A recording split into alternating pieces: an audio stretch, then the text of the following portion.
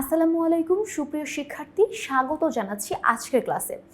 আজকে আমরা নবম দশম শ্রেণীর বাংলাদেশ ও বিশ্ব পরিচয় বইয়ের 15 অধ্যায়ে তোমাদের পাঠ্য বইয়ের অনুশীলনীতে যে সৃজনশীল প্রশ্নটি রয়েছে সেটি নিয়ে আজকের ক্লাসে আমরা আলোচনা করব।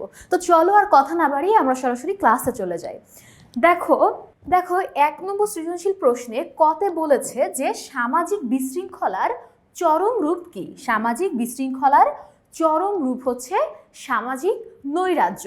সামাজিক নৈরাজ্য, দেখো সামাজিক নৈরাজ্য বিষয়টি আসলে কি? দেখো যখন সমাজে আইন শৃঙ্খলা ভেঙে পড়ে এবং সমাজের যে শাসন ব্যবস্থা সেটি আসলে মানুষকে নিয়ন্ত্রণ করতে পারে না, তখনই কিন্তু আসলে এই যে সামাজিক নৈরাজ্যের কথা বলছি আমরা, তখনই কিন্তু এই পরিস্থিতিটা তৈরি হয় আসলে।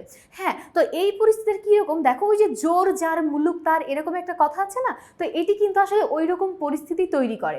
যেমন এ সময় সমাজে কি হয়, ঘুষ, দুর্নীতি, নারী নির্যাতন, কিশোর অপরাধ, এই সমস্ত অন্যায় বা সমস্ত অস্বাভাবিক যে পরিস্থিতি এগুলো কিন্তু আসলে তৈরি হয়। তো দেখো এই যে সামাজিক নৈরাজ্যের কথা বলছি, এই সামাজিক নৈরাজ্যই কিন্তু হচ্ছে এই যে সামাজিক বিশৃঙ্খলা এর চরম রূপ। তাহলে ক নম্বর প্রশ্নে যে বলেছে সামাজিক শৃঙ্খলার চরম রূপ কি, তাহলে কি বললাম আমরা যে সামাজিক বিশৃঙ্খলার চরম রূপ হচ্ছে সামাজিক নৈরাজ্য।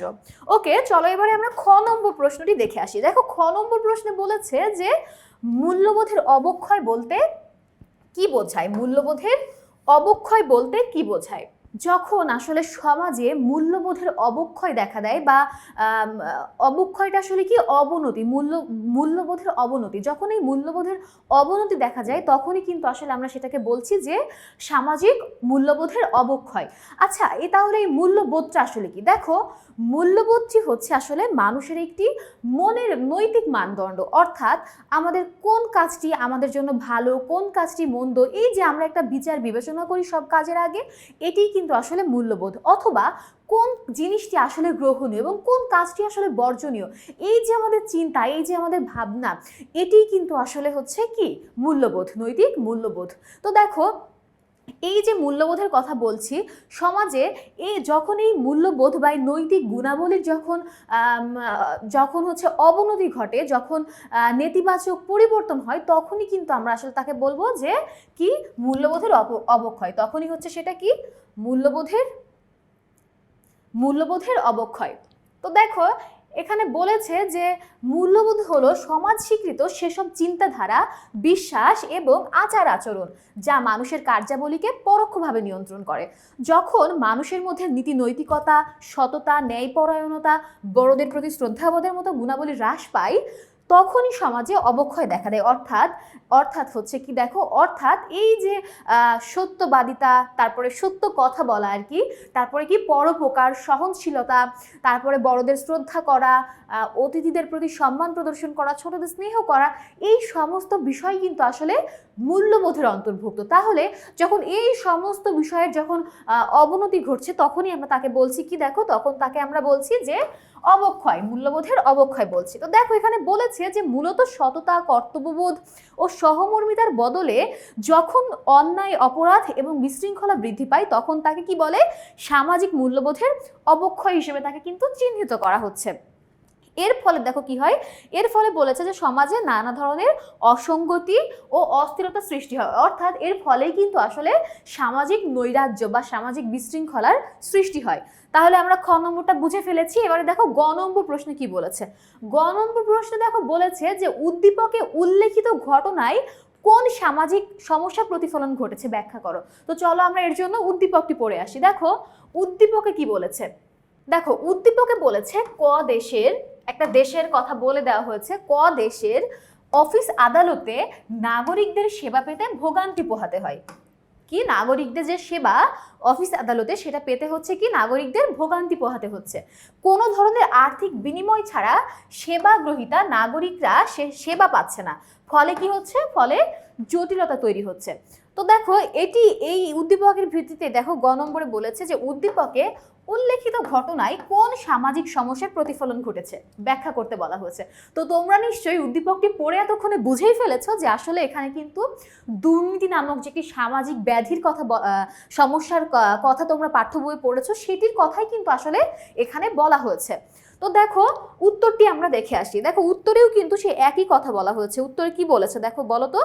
উত্তরে বলেছে যে দেখো উত্তরে বলেছে যে উদ্দীপকে উল্লেখিত ঘটনায় প্রকাশ পেয়েছে দুর্নীতি নামক সামাজিক মূল্যবোধের অবক্ষয়। অর্থাৎ দুর্নীতি উদ্দীপকের গ নম্বর প্রশ্নে আসলে দুর্নীতি বিষয়টি প্রকাশ পেয়েছে। তো দেখো আসলে দুর্নীতি বিষয়টা কি, যা কিছু আমাদের নীতি বহির্ভূত বা যা কিছু নীতির বিপরীত তাই কিন্তু হচ্ছে আসলে দুর্নীতি। অর্থাৎ কোনো ব্যক্তি বা কোনো গোষ্ঠী যখন অবৈধ কোনো উপায় বা অবৈধ কোনো পন্থায় যখন কি করে, যখন জনস্বার্থ বিরোধী বা নীতি বহির্ভূত যখন কোনো কাজ করে, তখনই কিন্তু আসলে আমরা তাকে বলি দুর্নীতি। তো দেখো এখানে সেই কথাই বলা হয়েছে। এখানে বলা হয়েছে দেখো যে রাজনৈতিক, সরকারি এবং বেসরকারি প্রশাসনে দুর্নীতি বলতে কি বোঝায়। দেখো তো দুর্নীতি বলতে বোঝায় যে ব্যক্তিগত স্বার্থ বা লাভের জন্য কার্যালয়ের দায়িত্বের অপব্যবহারকে বোঝায়। এটা কোথায় বোঝায়? রাজনৈতিক এবং সরকারি ও বেসরকারি প্রশাসনে। তাহলে সেখানে দুর্নীতি বলতে কি বোঝায়? তাদের যে ক্ষমতার অপব্যবহার, সেই বিষয়টিকে কিন্তু আসলে দুর্নীতি বলতে বোঝায়। তারপরে দেখো বলেছে যে সাধারণ ঘুষ, স্বজনপ্রীতি, সাধারণত দেখো বলেছে যে সাধারণত ঘুষ, স্বজনপ্রীতি,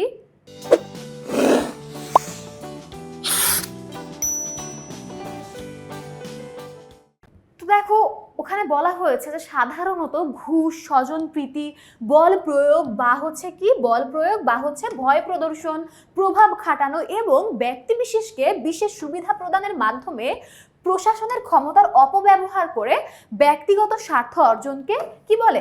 দুর্নীতি বলে। ঠিক আছে। তো দেখো অবৈধ এই যে সুযোগ সুবিধা লাভের জন্য কোনো ব্যক্তির যে সুনির্দিষ্ট দায়িত্ব পালনে আসলে যে ইচ্ছাকৃত যে অবহেলা, এটি কিন্তু আসলে কি? এটি হচ্ছে দুর্নীতি, যেটি হচ্ছে কিন্তু আমরা উদ্দীপকে ঘটছে সেটি কিন্তু আমরা দেখতে পেয়েছি।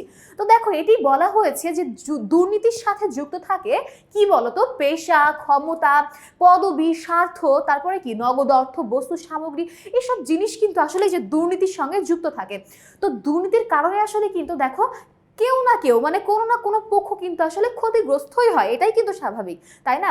যে এই ধরনের যে অপরাধ এবং এই ধরনের অপরাধের যে প্রকৃতি বা কলা কৌশল, এটি কিন্তু আসলে আলাদা। হ্যাঁ, কেন আলাদা বলছি? কারণ এই ধরনের কাজে কিন্তু আসলে দৈহিক যে শ্রম, সেই দৈহিক শ্রমের চেয়ে এটা আসলে কিন্তু ধূর্ত বুদ্ধি যে এটা কাজ করে বা চালাকি, চতুরতা, এই বিষয়টি কিন্তু আসলে এই ধরনের কাজে বেশি ভূমিকা পালন করে। ঠিক আছে।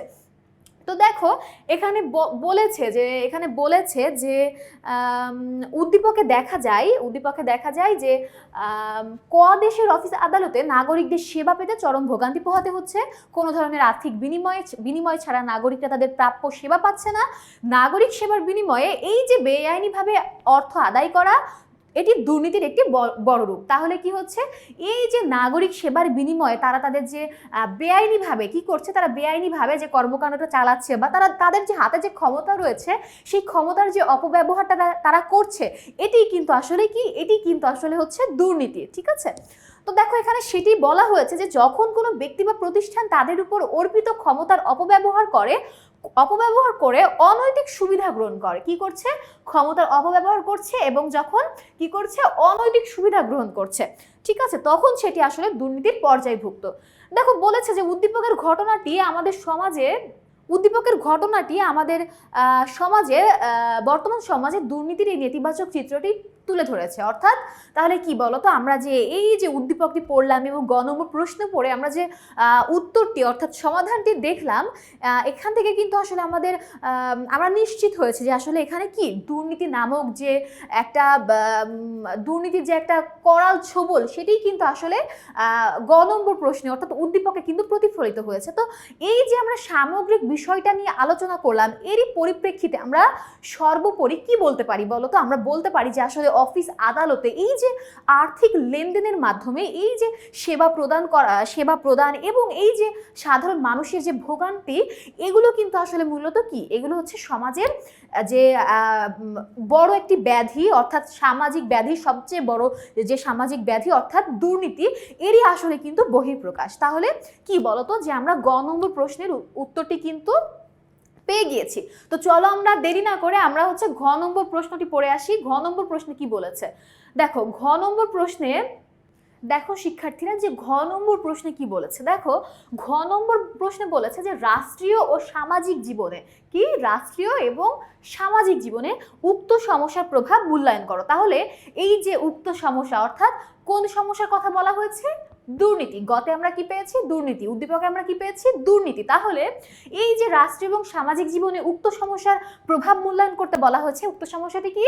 দুর্নীতি। তাহলে আমাদেরকে কি করতে হবে? ঘ নম্বরে সমস্যার প্রভাবটা আসলে, যে এই সমস্যাটি আমাদের ব্যক্তি জীবনে এবং রাষ্ট্রীয় জীবনে কি রকম প্রভাব ফেলছে সেই জিনিসটি কিন্তু আসলে ব্যাখ্যা করতে বলা হয়েছে। তো চলো আমরা দেরি না করে উত্তরটি দেখে আসি। দেখো এই যে দুর্নীতি বা এই যে উদ্দীপকে যে উল্লেখিত কার্যক্রমটির কথা বলা হয়েছে, অর্থাৎ দুর্নীতির কথা বলা হয়েছে, এটি কিন্তু আমাদের রাষ্ট্রীয় জীবন বলো, সামাজিক জীবন বলো, আমাদের এই প্রাত্যহিক জীবনে আসলে কিন্তু ব্যাপক নেতিবাচক একটা প্রভাব বিস্তার করছে। ঠিক আছে, তো দেখো এখানে কি বলছে যে দুর্নীতি সমাজ জীবনের দুর্নীতির ক্ষতিকর প্রভাব সুদূর প্রসারী। যে সমাজ দুর্নীতিতে ছেয়ে গেছে সে সমাজে একে অন্যের দ্বারা প্রতারিত হয়। যে সমাজে দুর্নীতি ছেয়ে গিয়েছে সেখানে কি মানুষ একে অন্যের দ্বারা প্রতারিত হচ্ছে। দেখো এরকম একটা পরিস্থিতি তৈরি হচ্ছে যে আসলে যারা দুর্নীতিবাজ তারাও কিন্তু আসলে অন্যের দুর্নীতি শিকারে পরিণত হচ্ছে। বিষয়টা একটু কিরকম অদ্ভুত এবং হাস্যকর না, যে যারা দুর্নীতি করছে তারাও কিন্তু আসলে আলটিমেটলি অন্যের দ্বারা দুর্নীতির শিকার হচ্ছে। তার মানে তোমরা যে এই যে ভয়াবহ যে একটা বিস্তার লাভ করছে, এটা তো তোমরা বুঝতে পারছো যে দুর্নীতি আসলে বিষ বাষ্পের মতো সমাজের রন্ধ্রে রন্ধ্রে কিন্তু বর্তমানে ছড়িয়ে পড়েছে।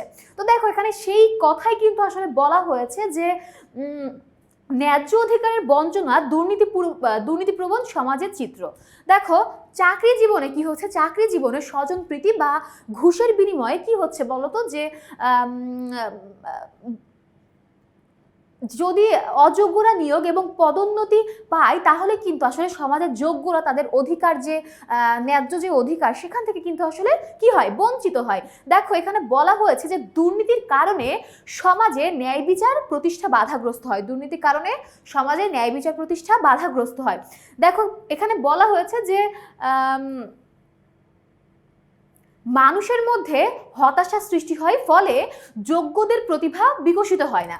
দেখো এই যে যোগ্যদের প্রতিভা যে বিকশিত হচ্ছে না, এর ফলে আসলে কি হচ্ছে? এর ফলে আসলে মানুষের যে সৃজনশীল চেতনা, সৃজনশীল যে চিন্তা ভাবনা বা সৃজনশীল যে কর্মকাণ্ড, এটি কিন্তু আসলে বিকশিত হচ্ছে না। অর্থাৎ মানুষের যে সৃজনশীলতা বা সৃজনশীল প্রতিভা, সেটি কিন্তু আসলে হ্রাস পাচ্ছে। ঠিক আছে, তো দেখো এখানে সেটি বলা হয়েছে যে দুর্নীতির কারণে অফিসের কর্মকর্তা কর্মচারীদের মধ্যে দায়িত্ব কর্তব্যে অনীহা এবং সম্পদের অপব্যবহার করার মানসিকতা তৈরি হচ্ছে। এই যে দেখো সম্পদের অপব্যবহার এবং দায়িত্ব কর্তব্য পালনের যে অনীহা, অর্থাৎ ক্ষমতার অপব্যবহার, এটি কিন্তু আসলে দুর্নীতির একটি রূপ। ঠিক আছে, তো দেখো এখানে বলেছে যে এতে দারিদ্র্যের হার বেড়ে যাচ্ছে, সততা, আদর্শ এবং মূল্যবোধ লোপ পেতে থাকে এর ফলে। ঠিক আছে, দেখো বলেছে যে সামগ্রিকভাবে দুর্নীতি জাতীয় বিপর্যয়ের মূল কারণ। দুর্নীতি কি? জাতীয় বিপর্যয়ের মূল কারণ। ঠিক আছে, কারণ কি?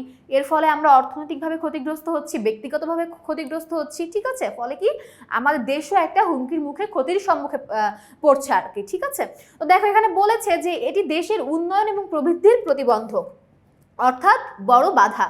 তো দেখো এখানে বলেছে যে উদ্দীপকে দেখা যায় আর্থিক বিনিময় ছাড়া সেবা না পাওয়ার মাধ্যমে দুর্নীতি প্রকাশ পেয়েছে। এই দুর্নীতির ফলে কি হচ্ছে? সমাজ এবং রাষ্ট্র ধ্বংসের সম্মুখীন হচ্ছে এবং অর্থনৈতিক প্রবৃদ্ধি থমকে দাঁড়াচ্ছে। ঠিক আছে, তাহলে এই যে আমরা বিষয়টি পড়লাম এবং এখান থেকে আসলে কি বুঝলাম, আমরা কি বলতে পারি যে সর্বোপরি বিষয়টি থেকে আমরা এটি বলতে পারি যে আসলে দুর্নীতি কিন্তু আসলে কোনো একটি ব্যক্তিগত কোনো অপরাধ নয়, বরং এটি একটি জাতীয় ব্যাধি। এটি একটি জাতীয় ব্যাধি। তো দেখো রাষ্ট্রীয় এবং সামাজিক জীবনে প্রতিটি স্তরে এই যে দুর্নীতির যে নেতিবাচক প্রভাব, তা কিন্তু আসলে যে সুদূর প্রসারী, এটি কিন্তু আসলে আমরা সহজে বুঝতে পারি। তো সুপ্রিয় শিক্ষার্থীরা, এই ছিল আমাদের আজকের ক্লাস। পরবর্তীতে আবারও নতুন কোনো ভিডিও নিয়ে আবারও দেখা হচ্ছে তোমাদের সাথে। তোমাদের সকলের জন্য অনেক অনেক শুভকামনা। ধন্যবাদ সবাইকে।